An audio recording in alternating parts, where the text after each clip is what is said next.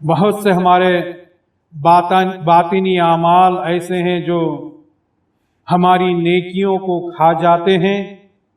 ان سے بچنا، ان سے پرہیز کرنا ہمارے لیے بہت ضروری ہے تاکہ ہماری نیکیاں ضائع نہ ہوں. ان میں سے ایک جو عمل ہے وہ ہے حسد. آج باطن کی اسی خطرناک بیماری کی طرف آپ کی توجہ دلانا چاہتا ہوں، اور اس کی ابتدا ایک حدیث شریف سے کرنا چاہتا ہوں. حدیث اس طرح ہے کہ حضرت ابو ہریرہ رضی اللہ تعالیٰ عنہ روایت کرتے ہیں کہ نبی کریم صلی اللہ علیہ وسلم نے ارشاد فرمایا کہ حسد سے بچو، اس لیے کہ یہ حسد انسان کی نیکیوں کو اس طرح کھا جاتا ہے جیسے کہ کوئی آگ لکڑی کو یا سوکھی گھاس کو کھا جاتی. ایک آگ تو وہ ہوتی ہے جو ایک دم سے منٹوں میں ساری چیزیں جلا کر خاک کر دیتی ہے، اور ایک آگ وہ ہوتی ہے جو آہستہ آہستہ سلگتی رہتی ہے اور تھوڑا تھوڑا کر کے سب جلا کر خاک کر دیتی ہے. اسی طرح حسد ایک ایسی آگ ہے جو دھیرے دھیرے سلگتی جاتی ہے اور انسان کی نیکیوں کو جلا کر خاک تر کر دیتی ہے،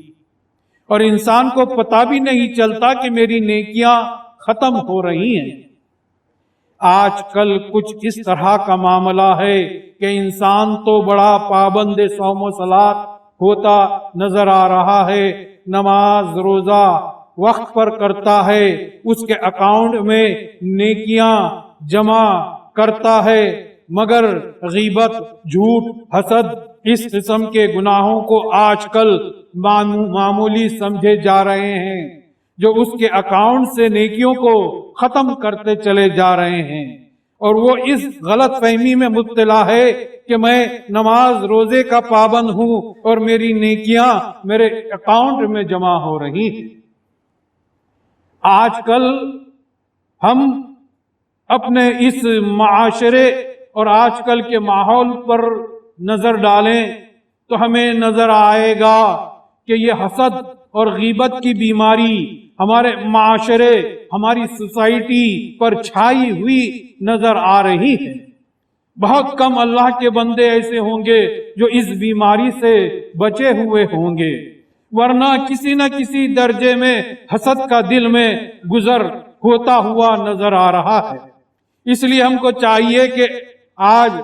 ہم کو نظر نہ آنے والی اس آگ کی طرف بھی توجہ دیں اور اس سے بچنے کی فکر اور اس کا اہتمام کریں. پہلے تو یہ سمجھ لیں کہ حسد کیا ہے اور اس سے کیسے بچا جا سکتا ہے. دراصل حسد کی حقیقت یہ ہے کہ ایک شخص نے دوسرے شخص کو دیکھا کہ اس کو نعمتیں مل رہی ہیں، چاہے وہ نعمت دنیاوی ہو یا دینی نعمتیں ہوں، اس نعمت کو دیکھ کر اس کے دل میں جلن پیدا ہو گئی کہ یہ نعمت اس کو کیسے مل گئی، کیوں لوگ اس نعمت کی وجہ سے اس کی عزت کرتے ہیں، اور پھر اس کے دل میں یہ خواہش پیدا ہوتی ہے کہ یہ نعمت اس سے چھن جائے تو اچھا ہو.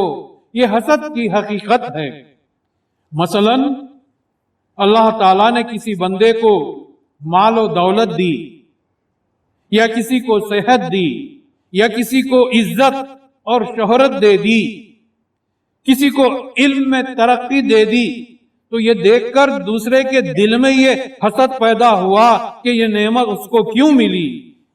اس سے یہ نعمت چھن جانی چاہیے. اور جب اس شخص کو کوئی نقصان پہنچے یا اس کے خلاف کوئی بات پیدا ہو یا اس سے وہ اپنے ہتھیاروں کے ذریعے اس کو دشمنی پر لوگوں کو اس کے لیے ابھارے تو وہ شخص خوشحال ہوتا ہے جس کے دل میں حسد ہو، اگر کسی کو ترقی مل گئی تو اس کے دل میں رنج اور افسوس ہوتا ہے کہ یہ کیوں آگے بڑھ گیا، اس کا نام حسد ہے۔ اس کے دل میں رنج و افسوس ہوتا ہے کہ یہ کیوں آگے بڑھ گیا۔ اب اگر حسد کی حقیقت کو سامنے رکھ کر غور کرو تو یہ نظر آئے گا کہ حسد کرنے والا شخص حقیقت میں اللہ تعالی کی تقدیر پر اعتراض کر رہا ہے کہ اللہ تعالیٰ نے یہ نعمت اس کو کیوں دی،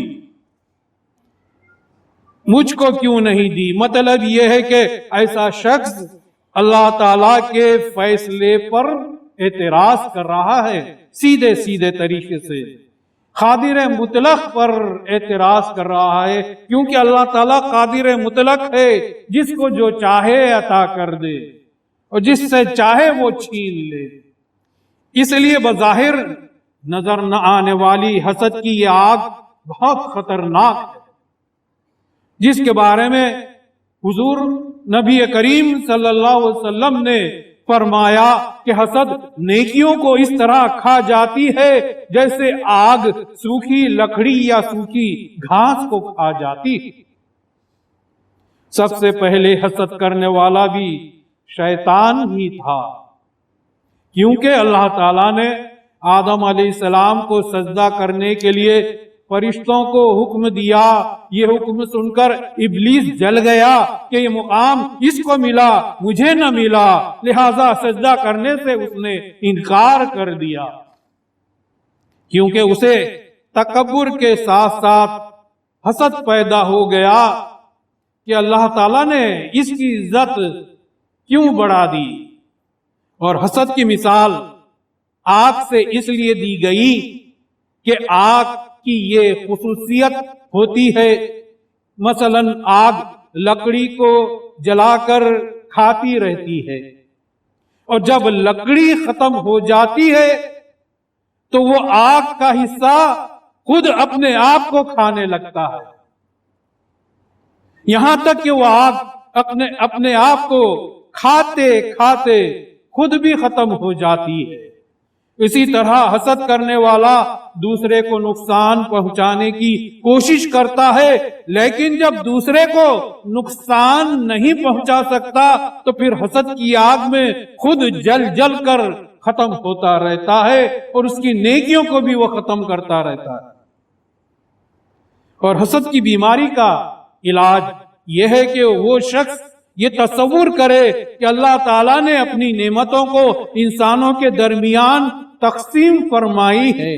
کسی کو کوئی نعمت دے دی، کسی کو کوئی نعمت دے دی، کسی کو صحت کی نعمت دے دی تو کسی کو مال کی نعمت دے دی، کسی کو عزت کی نعمت دے دی تو کسی کو حسن و جمال کی نعمت دے دی۔ اس دنیا میں ایسا کوئی نہیں ہے جس کو کوئی نہ کوئی نعمت اللہ تعالیٰ نے نہ دی ہو۔ یہ تصور اگر انسان پیدا کر لے تو حسد کبھی پیدا ہی نہیں ہوگا، کیونکہ یہ دنیا چین اور سکون کی جگہ نہیں ہے۔ یہ دنیا جہاں ہم اور آپ جی رہے ہیں، اس میں کوئی انسان ایسا نہیں ملے گا جو یہ کہے کہ مجھے ساری زندگی کبھی کوئی تکلیف پیش نہیں آئی۔ یہاں پر ہر شخص کے ساتھ ساتھ رنج و مصیبت کا کانٹا بھی لگا ہوا ہے۔ اگر ایک انسان کے پاس کہیں زندگی گزارنے کے ساز و سامان موجود ہیں مگر اس کو چین کی نیند میسر نہیں ہوتی، حالانکہ اس کے پاس دولت کے انبار ہیں مگر اس کو چین کی نیند میسر نہیں ہوتی، اور ایک مزدور جس کے پاس زندگی گزارنے کے سارے ساز و سامان سے وہ محروم رہے تو دن بھر کی مزدوری کے بعد اسے چین کی نیند آ جاتی۔ یہ ساری عطائیں اللہ تعالیٰ کی جانب سے ہے، وہ جسے جو چاہے عطا کر دے۔ مگر آج کے ماحول میں انسان کی فطرت کچھ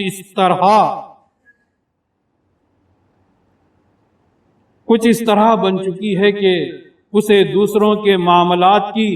تحقیق اور کھوج رہتی ہے کہ اس نے ترقی کیوں کر لی، اس نے مکان کیوں بنا لیا،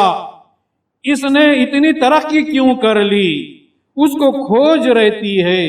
اس لیے کہ وہ اللہ کے لکھے ہوئے تقدیروں پر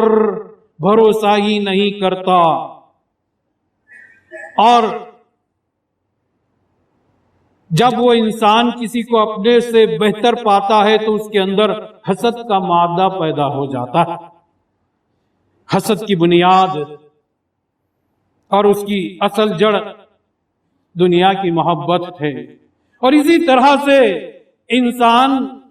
دین کے معاملے میں بھی حسد کرنے لگتا ہے۔ جب وہ دین سے اور عقیدے سے اپنا منہ موڑ لیتا ہے تو پھر وہ حسد کے مارے دوسروں کو بھی اپنی ہی طرح دین اور عقیدے سے پھرانے لگتا ہے حسد کی آگ میں، مگر وہ یہ نہیں سوچتا کہ میں کیا کر رہا ہوں، خدا کے بھیجے ہوئے احکامات سے اس کو ہٹا رہا ہوں، وہ یہ نہیں سمجھتا۔ ہم تو ڈوبے ہیں صنم، تم کو بھی لے ڈوبیں گے، یہ معاملے کے تحت خود تو پھرتا ہے، دوسروں کو بھی پھراتا ہے، مگر وہ یہ انجام نہیں سوچتا کہ مرنے کے بعد خود تو اس حسد کے بوجھ کے تحت عذاب پائے گا، اس کے ساتھ ساتھ دوسروں کا بھی بوجھ اپنے کندھے پر ڈالے ہوئے کن کن سزاؤں کو وہ بھگتے گا اللہ تعالیٰ کی جانب سے۔ جس عقیدے کو اللہ تعالیٰ نے اس دنیا میں بھیجا تھا انسان کی رہبری کے لیے، اس سے وہ دوسروں کو بھی ہٹاتا رہتا ہے۔ تو حسد کی بنیاد اور اس کی اصل جڑ دنیا کی محبت ہے، اس لیے اس کا علاج یہ ہے کہ آدمی اپنے دل سے دنیا کی جاہ و محبت کو نکالنے کی فکر میں رہے، اور دنیا کی محبت کو دل سے نکالنے کا طریقہ یہ ہے کہ آدمی یہ سوچے کہ یہ دنیا کتنے دن کی ہے، کسی وقت بھی آنکھ بند ہو جائے گی، اور جس وقت یہ آنکھ بند ہوگی اس وقت یہ لذتیں، دنیا کی نعمتیں، اس کی یکڑ، اس کا حسد، یہ سب کچھ یہی دھرا کا دھرا رہ جائے گا۔ اس کی دولتیں، اس کی شہرت، اس کی عزت، یہ ساری کی ساری یوں ہی دھری رہ جانے والی ہے، اور انسان صرف خالی ہاتھ اپنے اچھے اور برے اعمال کے ساتھ اس دنیا سے جانے والا ہے۔ اور جو حسد کا بیج اپنے دل میں لے کر اس دنیا سے جائے گا، اس کی نجات کا کوئی راستہ وہ نہیں پائے گا۔ اس لیے اللہ تعالیٰ سے دعا ہے کہ اے باری تعالیٰ، تو نبی کریم صلی اللہ علیہ وسلم اور مہدی موعود علیہ السلام کے طفیل میں ہم کو حسد سے بچا اور ہمیں تیرا شکر گزار بندہ بنا دے۔